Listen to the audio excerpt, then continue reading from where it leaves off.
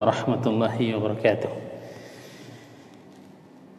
إن الحمد لله نحمده ونستعينه ونستغفره ونعوذ بالله من شرور أنفسنا ومن سيئات أعمالنا من يهده الله فلا مضل له ومن يضلل فلا هادي له أشهد أن لا إله إلا الله وحده لا شريك له وأشهد أن محمدا عبده ورسوله يا أيها الذين آمنوا اتقوا الله حق تقاته ولا تموتن إلا وأنتم مسلمون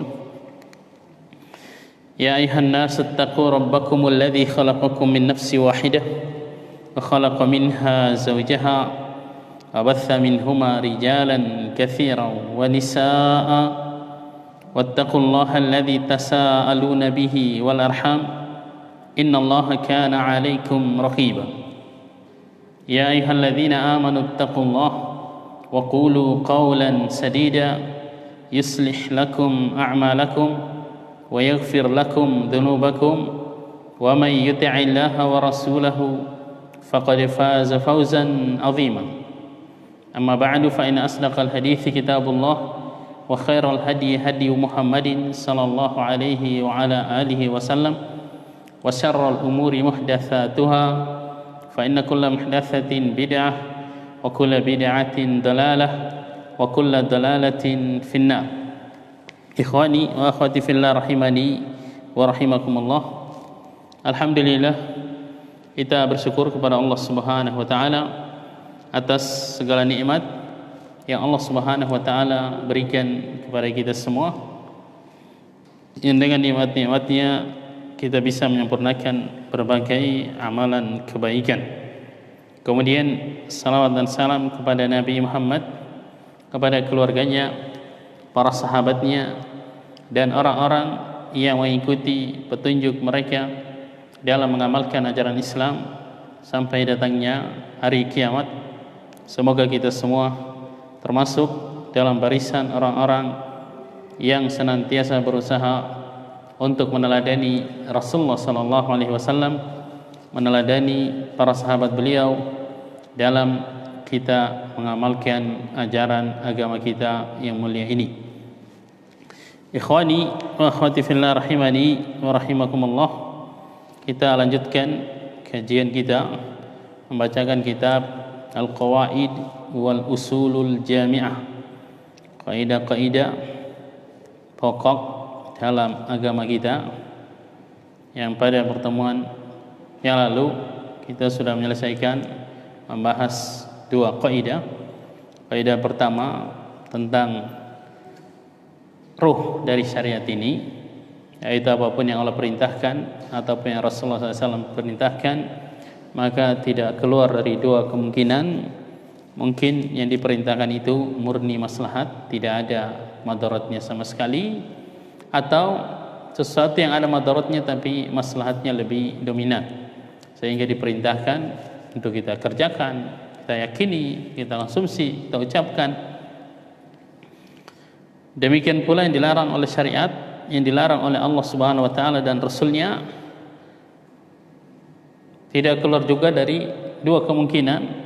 Mungkin sesuatu yang dilarang itulah sesuatu yang murni memadaratkan, murni mengandung bahaya, tidak ada kebaikannya, maslahatnya sama sekali. Atau sesuatu yang ada baiknya tapi madaratnya lebih dominan, sehingga dilarang oleh syariat, baik itu larangannya berupa sesuatu yang haram atau sesuatu yang makruh, yang dibenci oleh syariat ini. Kemudian kaidah kedua yang sudah kita bahas kemarin tentang al-wasail laha ahkamul maqasid, sarana mengikuti hukum tujuan, yang pada asalnya adalah sarana yang mubah, yang hukum asalnya mubah. Maka hal-hal yang mubah itu bisa akan menjadi wajib, bisa akan menjadi sunnah, hukumnya menjadi haram, menjadi makruh, tergantung untuk apa dia dimanfaatkan. Kita lanjutkan pada kaidah ketiga, kata Syekh Abdurrahman bin Nasir As-Sa'di, as-salisatu al-masyaqqatu tajlibu at-taysir. Kaidah ketiga, masyaqqah, kesulitan, keadaan yang berat itu akan mendatangkan kemudahan. Ini juga satu kaidah besar yang banyak sekali kaidah lain yang bercabang yang merupakan anak dari kaidah ini. Dan nanti akan dijelaskan oleh Syekh bahwa secara asal semua syariat yang Allah syariatkan, yang Allah perintahkan, atau Rasulullah SAW perintahkan, pada asalnya itu adalah sesuatu yang mudah. Nah, agama ini mudah kata Rasulullah SAW. Ad-dinu yusrun. Agama ini mudah. Tapi pada sebagian orang atau pada keadaan tertentu, sebagian syariat itu berat untuk kita kerjakan. Maka pada kondisi seperti itu, syariat akan mensyariatkan sesuatu yang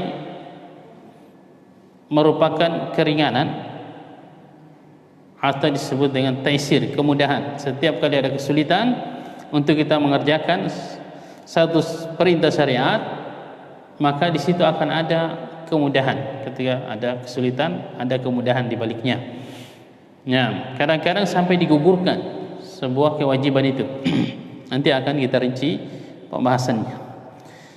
Sebelum membacakan perkataan Syekh Abdurrahman bin Nasir Sa'di, saya bawakan pembahasan sebagai pengantar untuk memahami kaidah ini.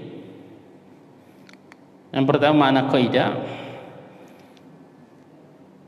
Cara bahasa, kata masyaqqa artinya adalah ta'ab, kecapean, capek, berat. Seperti Allah berfirman dalam surat An-Nahl, wa tahmilu asqalakum ila baladin lam takunu balighihi illa bisyiqqil anfus.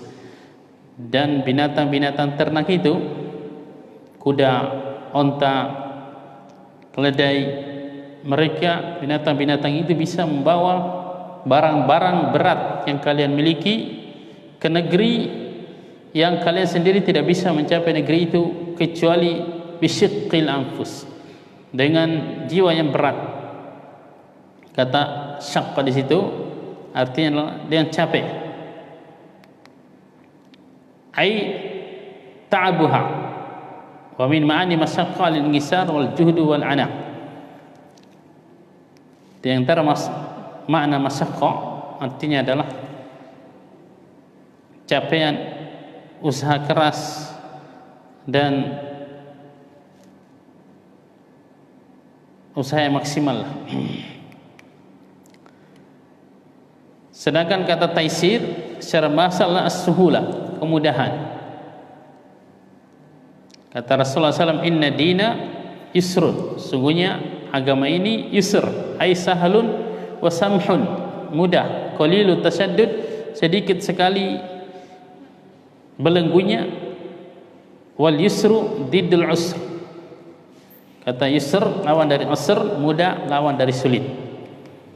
Jadi makna kaidah yang kita bahas secara bahasa adalah inna su'ubata wal ana tusbihu sababan litashil.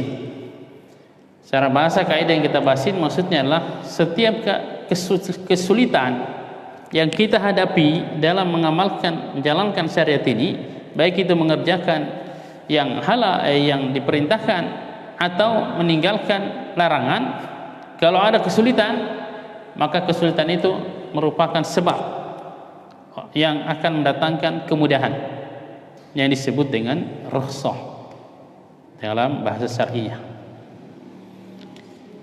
Secara istilah makna kaidah ini adalah kata Syekh, innal ahkama allati yansa'u an tadbiqiha harajun 'alal mukallaf wa masyaqqatun fi nafsihi aw malihi. Sesungguhnya hukum-hukum yang dalam penerapannya menimbulkan kesulitan bagi manusia yang dibebani syariat itu, atau menimbulkan sesuatu yang sangat berat pada jiwa atau pada harta orang yang terbebani syariat, yaitu manusia. Setiap hukum ketika dalam penerapannya menimbulkan keadaan yang sulit, yang susah, yang berat, fasyari'atu tukhaffifuha, maka syariat akan meringankannya, bima yaqau tahta qudratil mukallaf, dengan keringanan yang masih bisa sanggup dilakukan oleh yang terbebani syariat, mukallaf yaitu kita manusia, duna usrin atau ikhraj atau ihraj, tanpa kesulitan dan tanpa ketidaknyamanan. Dalil-dalilnya nanti akan kita bacakan perkataan Syekh Abdurrahman bin Nasir Sa'di. Beliau membawakan banyak sekali dalil-dalil dari ayat Al-Quran. Jadi kesimpulannya dalam lingkup pembahasan kaidah ini, yang pertama rukhsah atau keringanan-keringanan yang diberikan oleh syariat. Kemudian sebab-sebab, ada yang rukhsah, awarid bahasa Arabnya. Ada yang sebab alami dari Allah Subhanahu wa taala. Misalnya seseorang itu diciptakan tidak waras akalnya, baik itu dia gila ataupun dia tidak gila sih tapi tidak normal juga. Nah, manusia-manusia seperti itu, mereka itu punya keringanan dalam syariat Islam. Kalau gila benar-benar tidak waras, tidak wajib sholat orang gila itu. Namanya awarid.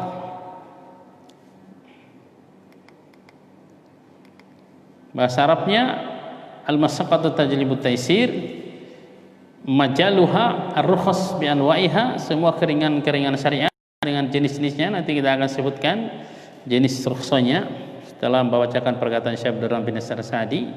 Wal awarid, oleh sebab-sebab adanya rukhsah, baik itu samawiyah dari Allah ataupun dari manusia, seperti dipaksa. Jenis-jenis masyaqqah, ada yang biasa. Yang biasa itu semua beban syariat pasti ada perasaan beratnya kita kerjakan. Sedekah misalnya, manusia pada asalnya diciptakan cinta harta, kata Allah SWT. Sehingga ketika bersedekah itu ada masyaqqahnya. Puasa, terutama di musim panas, itu ada masyaqqahnya. Tapi itu adi, biasa aja kalau orang tidak sedang safar. Nah, apalagi haji, mau berangkat haji, umrah, itu jelas ada masyaqqahnya. Tapi itu masyaqqah yang biasa aja, yang adi, yang bisa dilakukan oleh kebanyakan manusia. Sehingga ini bukan alasan untuk mendatangkan kemudahan. Seperti beratnya puasa di musim panas, beratnya berwudu atau mandi di musim dingin karena air sangat dingin, itu namanya masyaqqah.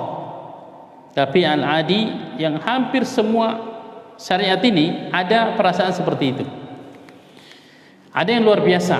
Ini yang merupakan sebab utama adanya keringanan dalam agama kita ini. Seperti wabah yang tersebar sekarang ini merupakan masyaqqah yang luar biasa, sehingga sekelas Masjidil Haram misalnya ditutup. Nah, karena untuk menjaga jiwa. Salah satu maqasid syariah ad-daruriyatul khamsa adalah menjaga jiwa, dan dia lebih didahulukan daripada menjaga harta. Nah, sakit parah itu masyaqqah luar biasa. Misalnya orang yang sedang sakit parah disuruh sholat sambil berdiri misalnya, padahal dia duduk aja nggak bisa. Maka ada rukhsah nanti pada saat itu dia tetap wajib sholat, mungkin sambil berbaring. Safar yang melelahkan misalnya, musim panas, safarnya kayak zaman dulu jalan kaki atau naik kuda, sehingga yang berpuasa sampai ada yang pingsan di zaman Rasulullah SAW. Dan sahabat yang memaksakan diri berpuasa ketika safar yang berat, sehingga Rasulullah SAW mengatakan laisa minal birri asyamu fis safar, bukan kebaikan, kata Rasulullah SAW, orang yang kondisi seperti itu tetap memaksa berpuasa ketika safar. Nah, masyaqqah yang luar biasa seperti ini yang merupakan sebab utama adanya keringanan dalam syariat kita yang mulia ini. Ada masyaqqah yang ringan, ini la yultafatu ilaih, kata para ulama, tidak dianggap. Misalnya luka kecil yang ada di jari tangan kita, jari kaki kita, itu enggak masalah, kita puasa, kita sholat. Tapi sebenarnya mungkin sakit juga ketika sujud. Nah, tapi kita masih nyaman mengerjakan sholat walaupun dengan luka seperti itu. Ini namanya masyakko yang ringan, kata para ulama, tidak dianggap. Ada juga masyakko seperti sesuatu yang berat antara ringan dan luar biasa, tinggal dilihat kemana dia lebih dekatnya, maka mengikuti yang lebih dekat itu. Misalnya sakit gigi yang ringan, kalau sakit gigi berat itu luar biasa itu. Orang jangankan mau sholat, mau khusus sholat, tidur aja gak bisa. Nah, sakit di bulan Ramadan, tinggal dilihat kondisi sakitnya. Kalau parah, dia berarti masuk masyakko luar biasa, tidak boleh puasa. Tidak terlalu parah, dia masyakko yang biasa aja, boleh puasa, boleh tidak berpuasa misalnya. Kalau sakitnya ringan-ringan aja, maka pada asalnya dia tetap wajib berpuasa. Ini yang disebutkan oleh para ulama ketika membahas kaidah ini. Kita baca perkataan Asy-Syaikh Abdurrahman bin Nasir As-Sa'di rahimahullah. Kata beliau, al-qaidatu salisa al-masyaqqatu tajlibu at-taysira. Kaidah ketiga, masyaqqah, kesulitan akan mendatangkan kemudahan. Wa jami'u rukhasi syariati wa takhfifatiha mutafarri'atun an hadzal asl. Dan semua keringanan-keringanan syariat semuanya bercabang dari kaidah ini, kata Syekh. Kata Syekh, hadza aslun azim.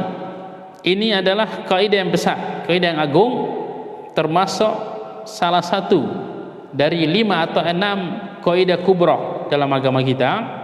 Ada 5 atau 6 kaidah fikih yang besar. Salah satunya ini, al-masyaqqatu tajlibu at-taysir. Wa jami'u rukhas syariati wa takhfifatiha mutafarri'atun anhu. Semua keringanan-keringanan syariat, nah, rukhsah dalam agama kita ini bercabang dari kaidah ini. Qala Allah Ta'ala, Allah Subhanahu wa taala berfirman dalam surat Al-Baqarah 185 setelah menyebutkan tentang wajibnya puasa Ramadan bagi orang yang tidak safar. Kemudian kalau orang yang sedang safar dan sakit, Allah bolehkan untuk tidak berpuasa di bulan Ramadan, tapi mereka harus mengqadha, menggantinya di hari-hari yang lain. Setelah itu Allah mengatakan, yuridullahu bikumul yusra. Allah menginginkan dengan kalian itu kemudahan. Wala yuridu bikumul usra. Dan Allah tidak menginginkan kesulitan bagi kalian. Maksudnya orang yang sedang safar atau sedang sakit, Allah tidak wajibkan untuk berpuasa pada saat itu, tapi tetap mengqadha kalau sudah sehat, kalau sudah tidak safar. Ini salah satu bentuk dari apa yang ditunjukkan oleh kaidah ini, yaitu keadaan yang sulit merupakan sebab adanya kemudahan dalam syariat kita. Seseorang ketika sakit, banyak rukhsah-rukhsah syariat, keringanan-keringanan syariat yang diberikan kepada dia. Tidak apa-apa tidak salat berjamaah ketika sedang sakit bagi laki-laki. Nah, dan dia tetap mendapatkan pahala salat berjamaah kalau dia sudah biasa menjaga salat berjamaah di masjid. Itu rukhsah namanya. Dalam ayat lain dalam surat Al-Baqarah, Allah Subhanahu wa taala mengatakan, la yukallifullahu nafsan illa wus'aha. Allah tidak akan membebani jiwa manapun kecuali sesuai dengan kemampuannya. Jadi kalau ada beban-beban syariat sudah di luar batas kemampuan kita, maka kita sudah tidak wajib lagi untuk menunaikan beban syariat tersebut. Karena Allah mengatakan yang Allah bebani pada kita itu hanya sesuai dengan batas kemampuan kita. Tapi jangan sebenarnya kita mampu tapi mengatakan saya belum mampu. Misalnya sebagian akhwat misalnya suruh berjilbab mengatakan saya belum mampu, padahal bohong dia mengatakan saya belum mampu. Nah, belum coba sudah mengatakan belum mampu. Ketika Allah berbicara tentang nafkah yang diberikan oleh suami, oleh seorang bapa kepada anaknya atau suami kepada istrinya dan anak-anaknya, Allah mengatakan bagi orang yang mendapatkan kelapangan maka dia memberikan nafkah kepada istrinya dan orang-orang yang dia nafkahi sesuai dengan kemampuannya, kelapangannya. Bagi orang yang disempitkan rezekinya, dia tetap wajib untuk memberikan nafkah kepada orang yang dia nafkahi, tapi juga sesuai dengan kemampuannya. Kemudian Allah mengatakan, la yukallifullahu nafsan illa ma ataha. Allah tidak membebani setiap jiwa kecuali sesuai dengan apa yang Allah berikan kepada jiwa tersebut dalam masalah nafkah. Kalau dia orang miskin, jangan dibebani minta dibelikan rumah yang tipe 2000 misalnya, yang ber-MM harganya gitu. Padahal dia gajinya sebulan cuma 5 juta misalnya, akhirnya ngutang kan gitu. Kalau mampunya hanya beli motor, ya biarkan itu aja, jangan paksa beli mobil. Nanti dia korupsi kalau punya kesempatan gara-gara itu musibah. Jadi Allah tidak membebani kita kecuali sesuai dengan yang kita mampu. Kalau nggak mampu, nggak usah malu. Tidak berdosa kita menampakkan kemampuan kita. Nah, dalam surat Al-Hajj Allah mengatakan, wa ma ja'ala 'alaikum fid dini min haraj. Allah tidak menjadikan atas kalian, mewajibkan kepada kalian dalam agama ini sesuatu yang membuat hidup kalian susah. Nah, orang yang sedang sakit misalnya tidak bisa mempergunakan air untuk berwudu, syariat tetap mewajibkan dia untuk bersuci tapi dengan tayamum. Ini bentuk-bentuk keringanan yang diberikan oleh syariat. Dalam ayat Allah mengatakan, fattaqullaha mastata'tum. Bertakwalah kalian kepada Allah sesemampu kalian. Fahadhil ayat wa ghairuha dalilun ala hadzal aslil kabir. Ayat ini dan ayat-ayat yang lainnya merupakan dalil atas kaidah yang besar ini. Juga hadis-hadis Rasulullah SAW banyak sekali yang berbicara tentang masalah ini. Misalnya kata Rasulullah SAW, innama buistum muyassirin. Sesungguhnya kalian itu diutus untuk memberikan kemudahan. Yassiru wa la tu'assiru. Kata Rasulullah SAW, mudahkanlah dan jangan kalian menjadikan orang sulit mengamalkan ajaran agama ini. Fa'awalan jami'u syariati hanifiyatus samha.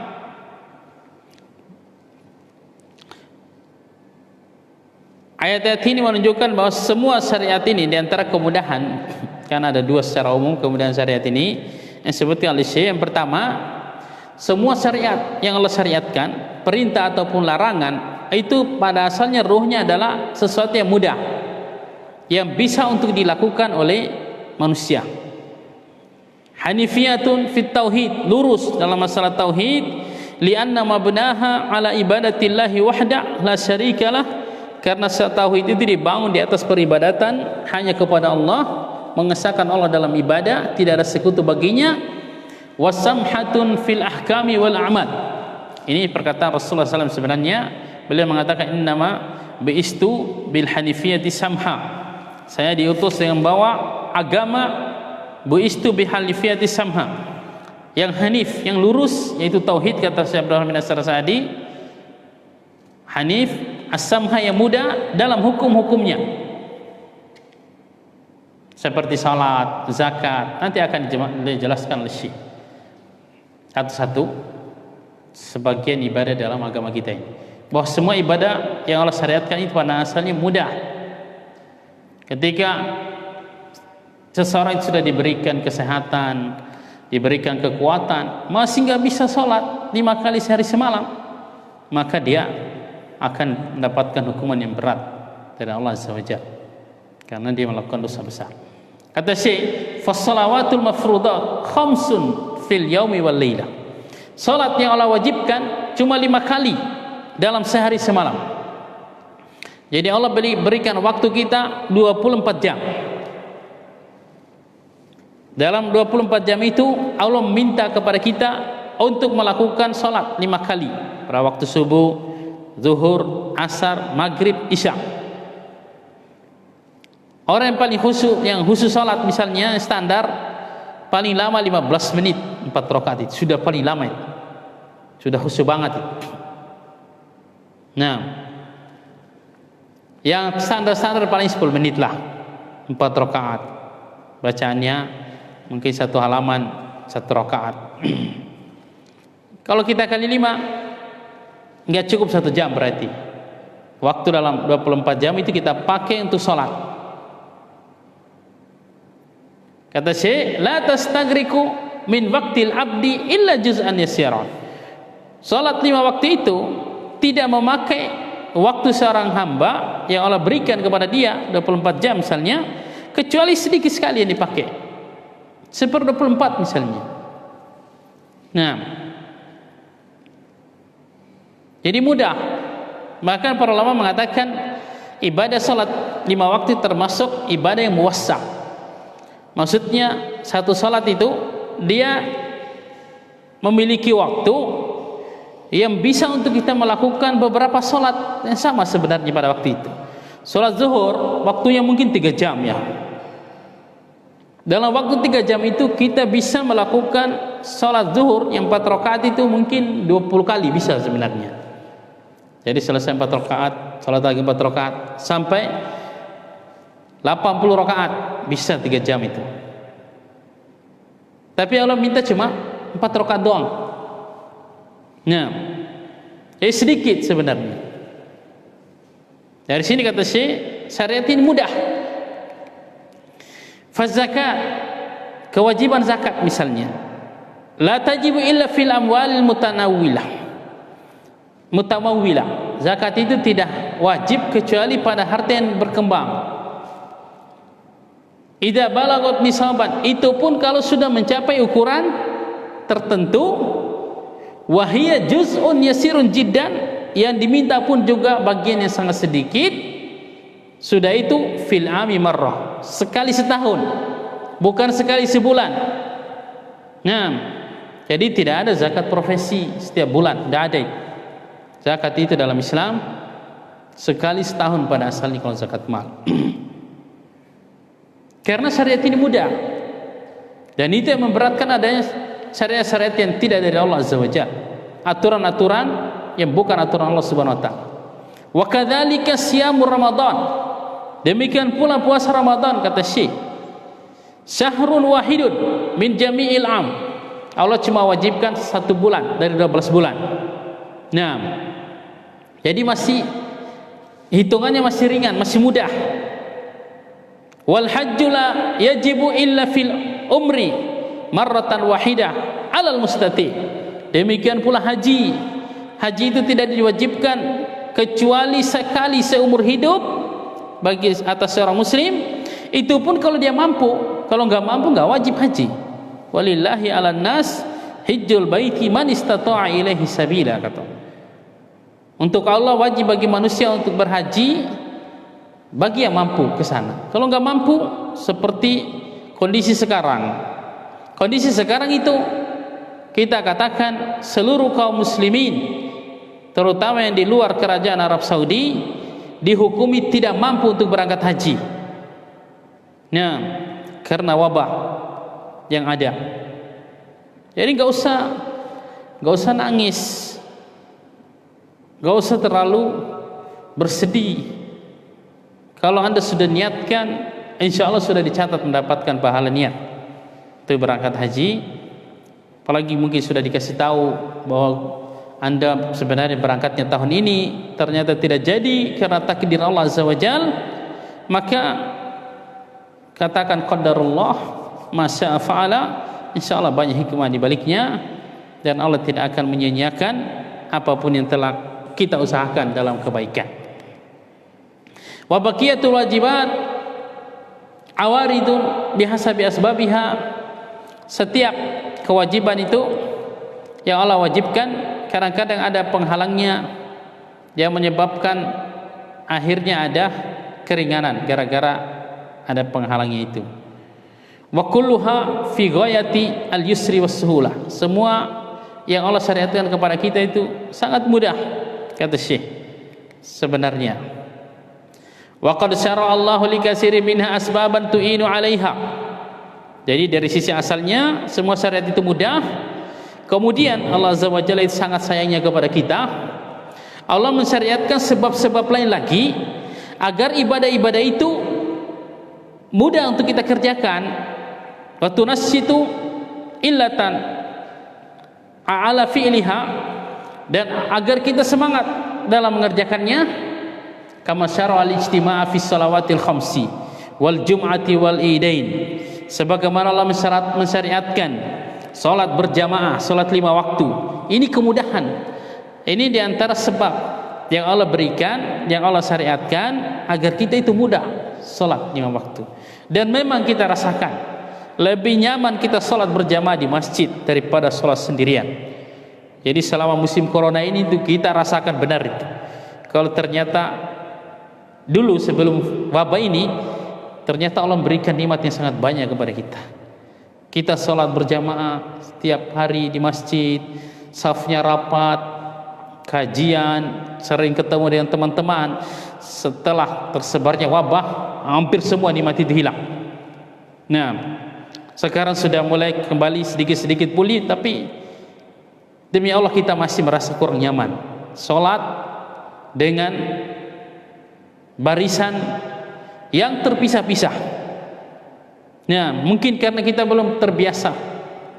Kita sudah terbiasa kalau sholat itu meluruskan dan merapatkan barisan, tidak membiarkan tempat yang kosong sebagai tempat setan, kata Rasulullah SAW. Kondisi sekarang ini memaksa seperti itu. Nah,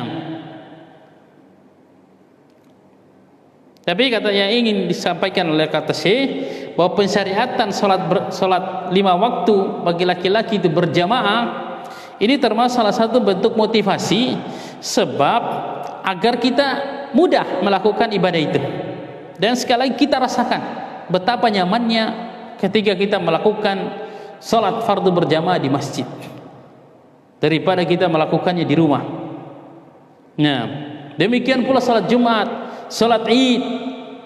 Kemarin mungkin mudah-mudahan tidak terulang lagi. Sekali seumur hidup kita jadi imam salat Id di rumah masing-masing. Tidak nyaman, demi Allah kita rasakan tidak nyaman dibandingkan dengan kita salat berjamaah di lapangan. Tapi ini pelajaran dari Allah Azza wa Jalla, bahwa ternyata nikmat yang Allah berikan kepada kita sangat banyak. Kadang-kadang kita kurang mensyukurinya. Wa kadzalika siyam, demikian pula puasa Ramadan, kata Syekh.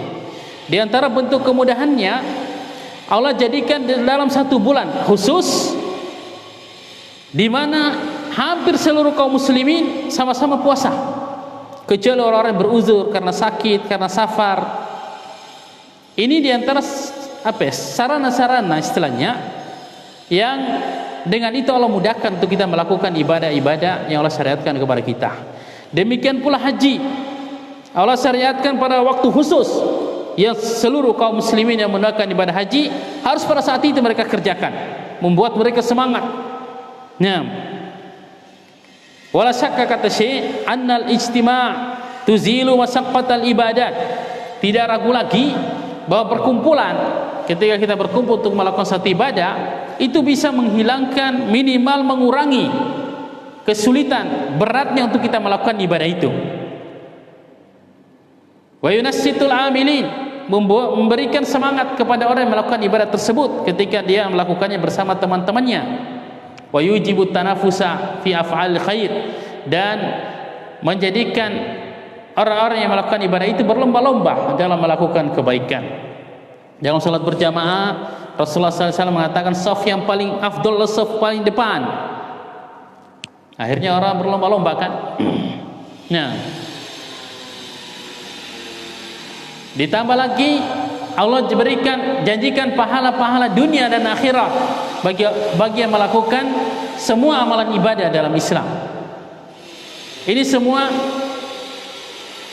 motivasi, sebab-sebab yang menunjukkan apa yang kita bahas pada malam hari ini, bahwa agama kita ini mudah. Setiap kali ada kesulitan dalam kita mengamalkan syariat, pasti akan ada diskon, ada dispensasi, ada rukhsah, ada keringanan dari syariat. Baik itu dalam kita mengerjakan yang perintah ataupun kita meninggalkan larangan, pada asalnya seperti itu. Semua yang dilarang oleh syariat itu semuanya pada asalnya adalah mudah.